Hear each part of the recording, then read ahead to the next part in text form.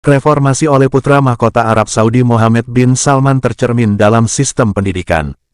Penelitian terbaru mengungkapkan bahwa kerajaan tersebut baru-baru ini menghapus konten anti-Israel dan anti-Semit dari buku pelajaran.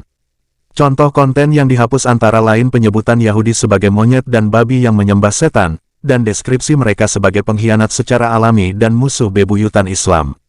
Konten seperti laporan tentang penggunaan wanita, narkoba, dan media oleh Zionis untuk mencapai tujuan dan konspirasi mereka yang menurut rencana Israel memperluas perbatasannya dari Sungai Nil di Mesir hingga Efrat di Irak juga dihapus dari buku pelajaran.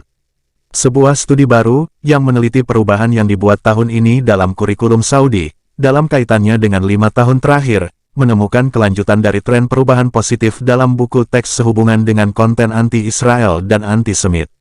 Kemajuan juga dibuat dalam isu gender. Konten ditambahkan terkait upaya melawan Hizbullah dan Houthi yang didukung Iran dan melawan gerakan Ikhwanul Muslimin, serta konten yang lebih toleran yang mempromosikan perdamaian. Riset yang dilakukan oleh International Research and Policy Institute IMPEX di London, yang menyelidiki dan menganalisis isi buku teks di dunia untuk mendorong isi perdamaian dan toleransi menurut standar UNESCO, mencakup analisis terhadap 301 buku teks yang diterbitkan di 5 tahun terakhir oleh Kementerian Pendidikan Arab Saudi.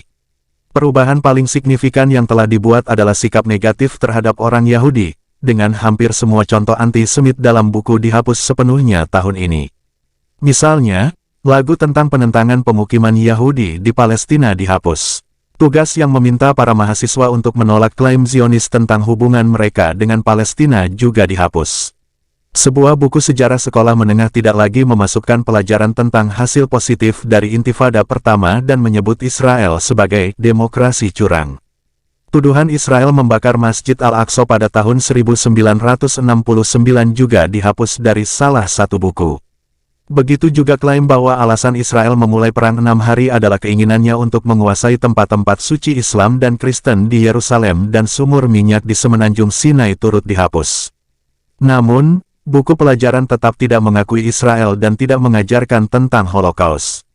Peta sama sekali mengabaikan keberadaan Israel dan tidak menyebutkan namanya. Zionisme masih digambarkan sebagai gerakan kolonial dan rasis Eropa, dan masih ada tempat yang digambarkan sebagai entitas Zionis.